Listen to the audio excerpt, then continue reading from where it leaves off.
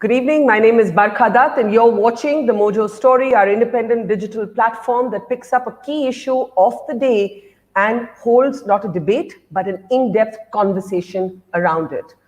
On the program today, after the attack in France, has come an attack in Vienna. Austria's government has described it to be an Islamist terror attack. Given the beheading that just took place in France over a teacher who displayed a cartoon of Prophet Muhammad in a classroom, there is now a global debate. Is there too much political correctness around the reality of Islamist terror? For very long, liberals and progressives have argued that terrorism does not have a religion. Is this maxim, in fact, false? Within India, too, this debate has been generated, and a number of prominent citizens, many Muslims among them, have condemned what has happened in France and have also called out the humbug statements that have come from several heads of state as well as some Muslim leaders. To ask on the program today, does terror in fact have a religion? Let me introduce our panel. We're joined first by Sanghvi, who has been very blunt and outspoken about this in his columns and has in fact said it's time to end the liberal humbug around this. Veer, of course, is a veteran journalist and editor. We're also joined by Professor Irfan Habib, a well-known historian, someone else who's been pulling no punches in having this conversation around radical Islam. We're joined by Sebastian Farsi, who's with Radio France International, based in Delhi, the South Asia correspondent for them. And we're also joined by Zafar Sareshwala, a well-known educationist and a public commentator. So thank you all of you. And I will start with you, Veer, because I think you were in fact the bluntest of it. And you took a position that not many in the right wing would have associated with you. You are often vilified like the rest of us as one of those liberal people who doesn't call out anything when it comes to Muslims. That's the prototype that the right wing uses for many of us. But you, in fact, said that it's actually bullshit to say that terror does not have a religion, that in the case of France and now Vienna, it very much does. Yeah, absolutely, Barkha.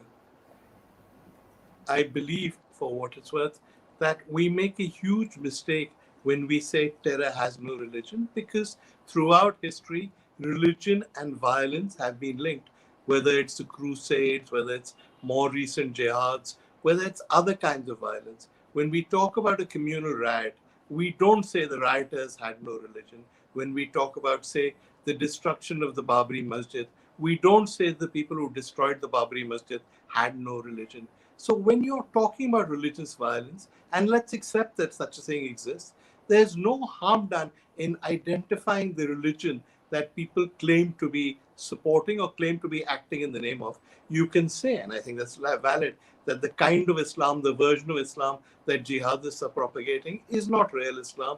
It's an exaggerated, idiotic version. Many people would say the same about certain kinds of extreme Hindutva. But we don't say that Hindutva is not Hinduism. We don't say that the Hindu Mahasabha is not Hindu. These are versions of Hinduism. These may be versions of Hinduism that distort a tradition, that are wrong, but they're still versions of Hinduism. So the moment you start saying things like terror has no religion, you're flying in the face of reality.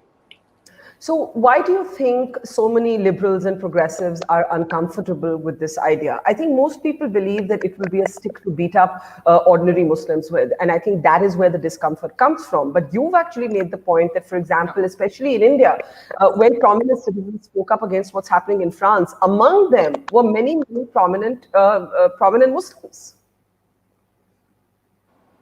Yeah, but I think Muslims in a way can't win. Because liberals, first of all, bend over backwards. And if somebody is an Islamist terrorist, we say he has no religion, he's just a psychopath. And we do them a disservice. When such attacks occur, of course, they're as disapproving as anybody else. But for some reason, the Hindu right wing expects them to go out in the street shouting, we condemn this, we condemn this. Why? Let's take the example of the Sikh riots, which were conducted in Delhi largely by Hindus. All of us disapproved of them. Were we required to say as Hindus we were not supporters of those riots? Let's take the first round of suicide bombings that most of us encountered, and those were in Sri Lanka when Tamils did lots of suicide bombings against Buddhist singers. Were we or Tamils anywhere required to say we disapprove? I think you have to assume a certain level of civilization or civilization ability and assume that all civilized people disapprove of it. They should not be under any compulsion to come out and sing for fascist forces or extreme right-wing forces to say, sir, I'm sorry, I don't think this is anything to do with me. We don't impose that standard on Hindus. Why are we imposing it on Muslims? So I think what I'm hearing you say is it's okay to call out the religion that is being distorted to inflict violence, extremism, and terrorism, but not to punish people who were just born into that faith. And I think that last bit is the discomfort, right? That most people feel in calling out a religion or juxtaposing a religion with an act of violence. Yeah, but it's discomfort that is pointless, because the more you try and shield yourself from the reality, the more people on a less tolerant side are going to say, you're appeasing Muslims, you are too scared to call out Muslims. You have to say, I'm not calling out all Muslims, I'm calling out certain jihadis who follow a certain version of Islam. Just because I call out what the RSS does or what the Hindu Mahasabha does, I'm not calling out all Hindus. It's that kind of distinction. Yeah, and I think I'd absolutely agree with you. But let me just get Irfan, Habib, because Irfan Sahab, I saw your tweet today, and after the Vienna attacks, you were very disturbed, and you said all of this is being done in the name of Islam. You know, there are Muslims who would argue that every time some crazy terrorist goes on the rampage, why does every Muslim have to stand up and be counted and have to explain herself or himself? And there is a legitimacy to that irritation as well. Yeah, actually, I agree with what we just said, because it's time now for all of us to actually be a little more blunt and be a little more straightforward, because the way we have behaved over the years has not helped us. And if we don't wake up now, if we don't change the strategy now, I don't know when we are going to do it. We means we liberals, seculars, progressive people, plural people, progressive, forward-looking people. No, I'm not talking of the RW gang. They have their own agenda. The point is, who want to see India or the world very plural, very hate-free. That gang should come up now and call it out and tell these people that they are all Muslims. There are Hindus, but not all Hindus, not all Muslims. Make that distinction. But dissociating religions from these rabid gangs actually serves no purpose, because they do everything in the name of Islam. They shout Allahu Akbar. I don't agree with that shout at all. I don't agree with their Islam. But you cannot just feel comfortable because you feel that they are doing something un-Islamic.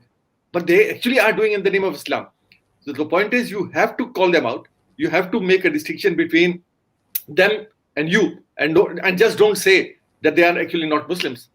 No, like we just said, there are Hindus similarly.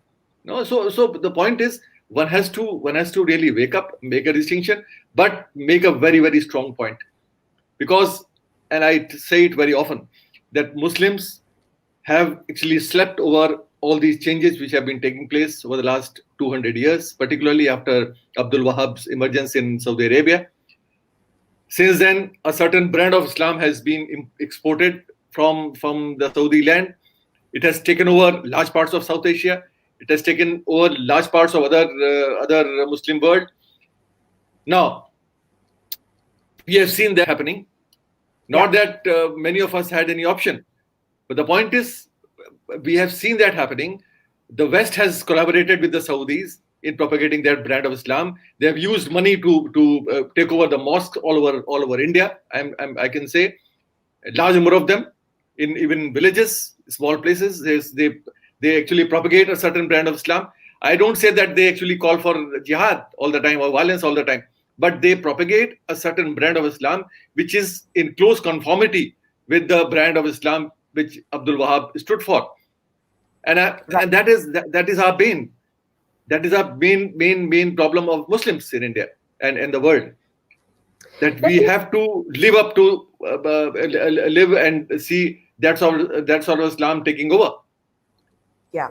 And actually, I imagine that it is quite disenfranchising to millions of Muslims across the globe. And that was one of the points that Emmanuel Macron actually made, that he said that radical Islam is a danger to everybody, but especially it's a danger to Muslims. Yeah, And to of course Islam it is. itself.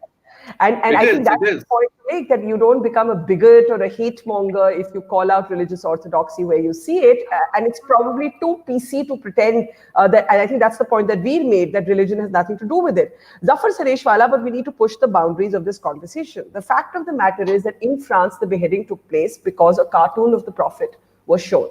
Now, when I was asking Shashi Tharoor, I said, do you defend this? And he said, I'll defend your right to light a matchstick, but I won't defend your right to light a matchstick to a petrol pump. So you don't go around lighting, putting petrol pumps on fire. That's how he understood it. What would you say? What would you say if there was a cartoon of the Prophet? And Islam, of course, classically argues that you can't have a visual depiction of the Prophet, and that's why the outcry. What would you say? Because you see, the problem is the ifs and buts in the France debate have actually queered the pitch. Zafar Saab. Yeah, Barkha, I think now people like me and Irfan Habib Saab, who know that Islam is about tolerance, compassion, brotherhood. Now the time has come that only condemnation of this ideology is not enough. Now we will have to come out and take control. And yes, I absolutely for a minute don't believe that these people who do this, they are Muslims and they use Islam. And the problem is that people like us, the silent majority within the Muslims, who have kept quiet. And this has gone and it has been going on for years. I think now is the time, never before, that we need to take control and stock of the situation. Because the Islam which I know, I'm not an Islamic scholar at all. But in last 25 years, ever since 9/11 and before that, this whole terror activity started happening, I started reading Quran, the life of the Prophet, and the Hadith. And I'm astonished that this concept of blasphemy and apostasy has nothing to do with Islam. In fact, I confronted directly through my phone calls, through my letters, and directly when I met the Islamic scholars, the top scholars of Pakistan, when this blasphemy of that Christian woman happened, and when that Salman Taseer was shot dead, I told one very renowned Islamic scholar in Makkah, I said, this is Quran, this is the life of the Prophet, these are Hadith. You show me one thing remotely.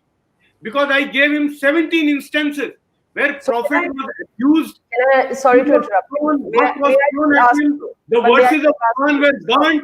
I asked them, you show me one verse, one act of Prophet where he had asked for revenge or he gave a call for revenge. So where has this blasphemy come from? So I think now is the time that we need to take control. Condemning alone on Twitter or on Facebook will not serve the purpose. But would you call it an Islamist act of terror, or would you say this has nothing to do with Islam? Because you opened your argument by saying, "Ye mera dharm nahi hai. Ye mera dharm. This is not my religion. This is not the religion I recognize," which I understand and I respect. But I think the point that Veer and Irfan Habib are making is that you can no longer delink how this religion is being, how religion, in this case Islam, is being distorted to rationalize acts of terror. No, I said, yes, absolutely, they are Muslims. And they are using Islam, the distorted version. So now is the time that Irfan Habib Saab and people like me need to come out and call them that you have hijacked the religion of Islam and we will not let you do this. Of course. And I remember whenever this comes, book written by Mahmoud Mamdani, which is called The Good Muslim, The Bad Muslim, America and War Against Terror, and how it started. Anyway, I don't want to get back into the history. But now the time has come. We need to call and take control on our hands. This is the time. Okay, before I bring Sebastian into the conversation, I just want to ask you one thing, Veer. When we look at the France model of secularism and free speech, it is completely different from what we understand in India, right? So, in our understanding of our pluralism, the more it's like many a riot of religions, as it were, a sort of amalgamation, a melting pot of cultures. Whereas France would argue that if you're a Sikh, you do not need to wear that turban to a public school. You do not need to have any visible signs of religion. It's very, very different. It's completely different from us. Is that something that we can identify with when we stand in solidarity with France? It's difficult to answer, Barkha, because France and India were created in different circumstances. France was a Muslim country, it had Jews, and various people chose to voluntarily go and live there. India was never a Hindu country. India was a country built around an idea that all religions will have equal space, that every Indian is an Indian regardless whether he is Hindu or Muslim. So these are two completely different concepts of nationhood, and almost everything else flows from that. Is there something about the France model that makes you uncomfortable? Like, would you support the showing of those cartoons? Would you? I'll ask you the same question I asked Shashi. Oh, the cartoons is a different matter. Cartoons has nothing to do with France. You can show those cartoons in England. You can show those cartoons in America as well. I think we have to take the line that followers of a religion must respect its laws if they want to follow that religion. Equally, people who do not follow that religion have no business or no reason to respect those laws, nor do people who believe in that religion have any right to expect the rest of us to believe in those laws. Why is it bad to do a naked Saraswati, but also bad, but even worse, to do any representation of the Prophet, even if it's not a cartoon or whatever? I understand Islam. I respect its need not to show the Prophet in human form or pictorial form. What I don't understand is why I, who am not a Muslim, should be bound by the laws of Islam. Well, I mean, there are Muslims who would argue that they interpret the faith completely differently. There is a Salman Rushdie and satanic verses, and there's that whole debate. But Sebastian, let's bring you in. I know Zafar and Irfan are wanting to come in. But Sebastian, how do you see the position that the president has taken, Emmanuel Macron has taken? Just unmute yourself before you respond. I see a kind of tempering down in his position. He started by saying Islam is a religion in crisis. Now he's saying, I understand the anger, but... So how is this going down in France and much of Europe? I mean, I think the position since the beginning has been is taken a very strong stance on defending what the values are of France, because the Islamists or the few extremists that have attacked, because again we're talking of very few people so far, not even an organization that have challenged that and attacked the professor, for example. Why attacking a professor? In France, it is a symbol. Since the late 19th century, secularism has been propagated by school. School was the temple of secularism. Therefore, to make a French citizen secular, you go through school where it is forbidden to actually have any sign of religion's belonging. No cross, no hijab, and that the debate has been on for a long time. Therefore, the value, the strong foundation of secularism has been attacked, has been hijacked. So the response of Macron has been very good in taking that very solemnly, very strongly defending that position. And after in his speech, he's talked about the right to represent the cartoons. He hasn't even said that he was agreeing with this, but he said that he defended the right, the freedom of expression that France has, that has no place for blasphemy laws. So he continued on that phrase, and then that's where also he talked, as you say, against Islamist radical. After toning down, I'm not sure, he tried to bridge the gap with the Muslim world, talking to Al Jazeera especially, in telling them, I understand you can be offended. And personally, I've also engaged on social media where people have been, of course, attacking Macron, attacking France, and I'm talking of Muslims on social media who I'm sure are very moderate, but they don't understand France's position. So I've taken on social media to try to explain them. There's a huge gap where they say we are not civilized because we are showing the Prophet and we are making fun of it. So I'm trying to explain that, yeah, as we all said, like Islam is a religion of friends also. And the practice of Islam might be different in Saudi or in India. And so Muslims in France understand the practice of Islam in the French context and must respect its laws. But yes, there is a huge problem of Islam in general, where it has a bit of intolerance in some kind. And then I agree with the different people who say that, yeah, Islam needs to be reformed in some ways. The messages, the moderate people need to come out and show what is actually Islam as a tolerant religion. Okay.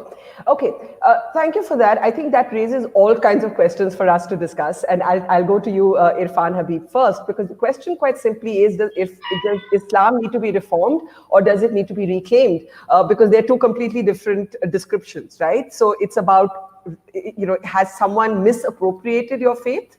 Or is there something codified in the faith that hasn't been interpreted for modern times? In another context, we see this in the so-called trumped-up love jihad debate of interfaith religions, where the right wing keeps making the point that if Muslim women marry outside of the faith, they lose a lot of their rights to property. And the point is that for feminists in particular, debating religion is very difficult, because according to me, all religions essentially are anti-women. But when you wear your pluralist hat, should you be asking for a secular law, a uniform civil code? So I think those are some of the questions that arise from Sebastian's comments. And would you, I do have to ask all of you this uncomfortable question. Would you be okay with showing the cartoon of the Prophet? Or someone showing it, maybe you wouldn't do it yourself. See, my position on this has been very clear, because I have several times said this, that I may disagree with the whole idea of cartooning, making a cartoon, etc. But I have no business to go and kill somebody because someone has made a cartoon. No, that is the problem. I have no issue. Let the people do it. If you ignore it, actually a large number of people will not even notice it. Once you come out and protest and kill in the name of Islam because somebody has done this cartoon, then you are actually helping the person who has made this cartoon to make that widely seen, widely read, widely talked about. So in that case also, you are doing harm to your own faith if you are doing that. So it's better, let people do what they want to do, because Charlie Hebdo they have been making cartoons all these years of Jesus Christ, of popes, and of so many other people, and nobody noticed it, and we have not even seen those cartoons, but they have done it because no Christian came and killed the cartoonist or indulge in some violence. So that is something which Muslims have to avoid. And how it can be avoided, that is the question. Okay. How that extremism, you see, when I say, when you talk of reform, I don't think reform is such an easy thing to happen. The main question is, in India, particularly in South Asia, an institution like Darul Uloom, Jamaat Ulama Hind, these are big platforms. Me and Sareshwala or some other Muslim, actually we have hardly any access except for social media, Twitter, etc., or maybe some other little platform. So we can't reach people. These institutions can reach people. These people educate Maulvis, Imams, who go and take over the mosque in small villages, towns, etc., all over India, South Asia. So these people have to actually come up, take it as a merely condemning, merely giving a statement, this is something un-Islamic, will not serve any purpose anymore. You have to take it as a project. Now, go to villages, go to people, and tell your imams in your khutbas, raise these issues. Tell people that what is being done in France or being done in the name of Islam is not Islamic at all. But you made the important point of the kind of liberal, liberal. See what, Barkha, why I am saying this is because Darul Uloom has played a very progressive role in the early 20th century during freedom struggle. They were the vanguard. They were in the vanguard of nationalism. They were the main pillars of strength for Maulana Azad. They were the people who actually countered Muslim League for its divisive politics. And they remain. Maulana Hussain Ahmad Madani wrote a little booklet called Composite Nationalism, where he talked about Hindus and Muslims forming a nation together. So they have done this earlier. They need to go back to that past of theirs. Now, here's my question to you, Zafar Sareshwala. When we see images like this, these are the protests against Macron in many Muslim countries. And one of the protest statements signed in India was against those who are the self-appointed guardians of Indian Muslims. Unfortunately, the media also has to take some blame in this, that the media is always chasing the extreme view. The extreme view always gets more airtime, always gets more mileage. So these are the images that go out of the Muslim world, and then it becomes a self-perpetuating sort of stereotype. You think Muslim and you think these images. Would you endorse Muslim groups protesting against Macron, or would you say he took the correct position? Absolutely, Barkha. In fact, there was smell of politicizing in this. Now in India, we have almost 200 to 225 million Muslims, okay? And total protest which took place in Mumbai and in Bhopal and totally there were not more than 10,000 people. So that is what I was saying earlier, that this minority of the minority is coming up and media likes these scenes. Why? Because the silent majority like us are sitting at home. Now we will have to do it. And as Irfan Saab said, yes, we'll have to go to Darul Deoband, we'll have to go to Jamiatul Ulama Hind, and we'll have to say, in fact, it is not, Islam doesn't need to reform. We need to reclaim it by the people who are spreading the falsehood in the name of religion. And why it's happening? Because of us, the silent majority only condemning by saying this is wrong, this is in the name of Islam, or maybe on Twitter. No. Now we need to come on the street and reclaim it. So it was laughable. I mean, the gentleman who took that procession in Bhopal, now remotely, he had nothing to do with Islam. I mean, remotely, he was not connected with anything Islamic. His whole Islam was laughable, and he gathered some 2,000-3,000 people. He got that airtime on various television networks, and his work was done. I mean, this was the kind of protest. So I think, and I would say, yes, the cartoon of Charlie Hebdo, they were obscene, they were in bad taste, but yes, beyond that, or maybe feeling, miserable about it, no business of beheading or even indulging in any form of violence. Yes, you can protest, it is your right, but that has to be within the confines of civility. But that, because these people, the politicians are using it for their nefarious political activities. So now we need to reclaim it from these people. But I want to come back to where we started this conversation. Just a second, Irfan. I just want to get Veer and Sebastian back into the conversation. We started by asking about the challenge to the liberal maxim, the terror has no religion. Why is it so important, Veer, to reframe this assumption? Because I think if you're going to fight terror and you're going to fight terrorists, it makes no sense to run away from who they are. They are Islamist extremists. You must target them, you must fight them.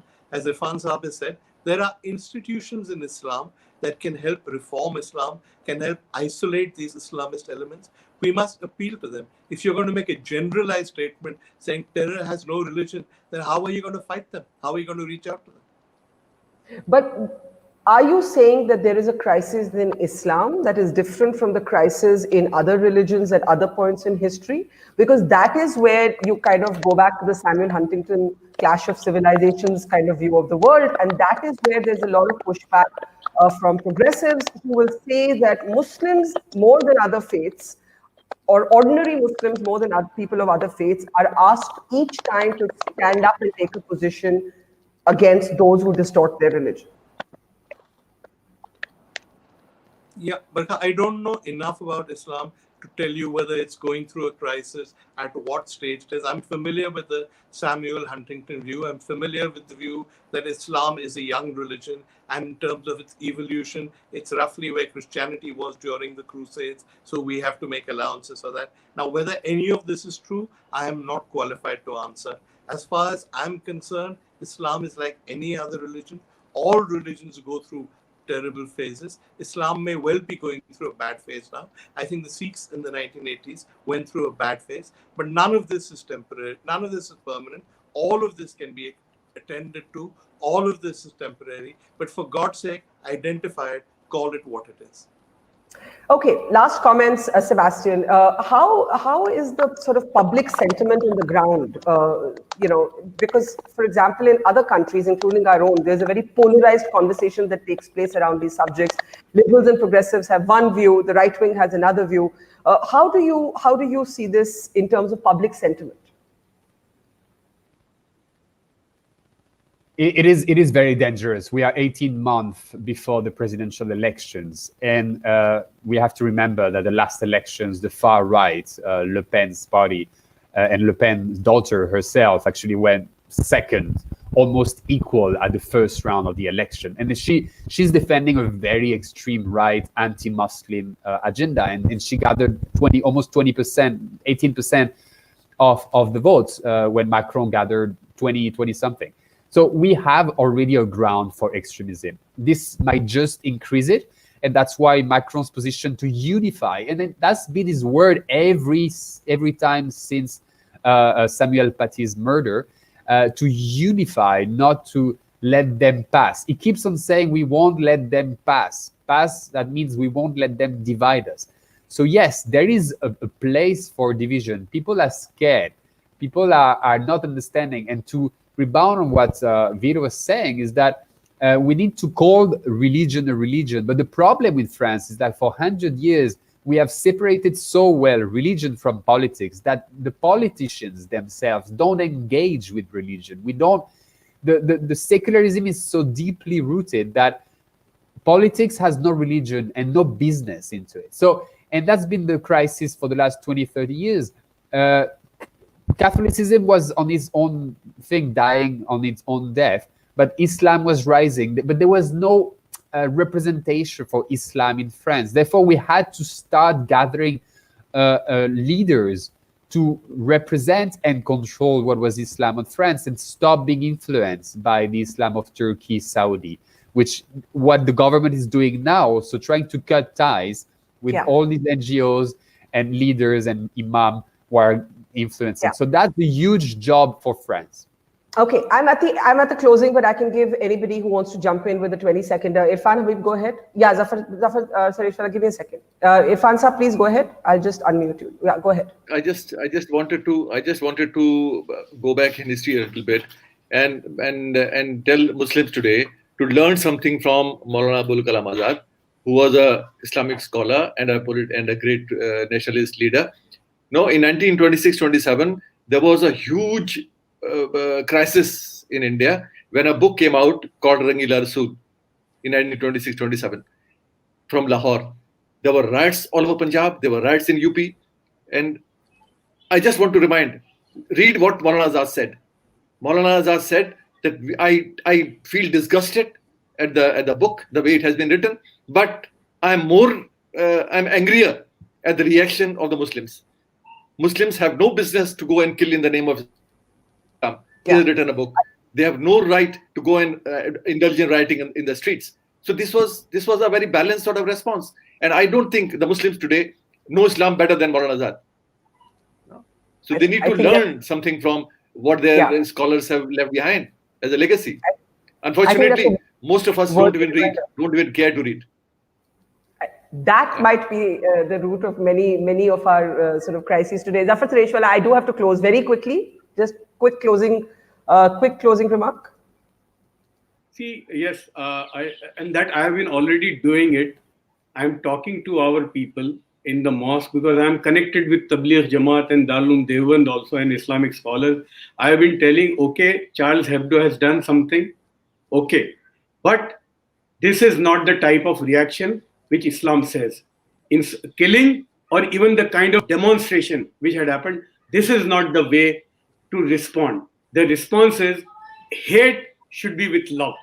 I think that Muslims need to come out with it and they need to reclaim this part of Islam, which is the real Islam. Veer, very quickly, are you concerned that this is going to become another context with which to sort of whip up frenzy against Muslims who have nothing to do with these crazies.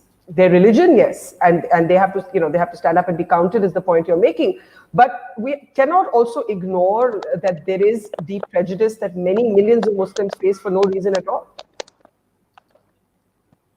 Yeah, absolutely, Barkha. And if you look at the media today, the so-called mainstream media, there's a constant attempt to inflame Hindu-Muslim tensions, to target Muslims. They can't do this openly. So usually Pakistan is made the code word, or they find some fanatic and they attack him. They will use this again to tar Muslims. And it always astonishes me. There are 2 or 3 guys, I presume they're from central casting, who nobody's ever heard of, turn up, claim to represent the Muslim community, say the most outrageous things, and next to them some very sensible Hindu says something, and they turn to this fanatic and they say, this is the voice of Islam. It's not.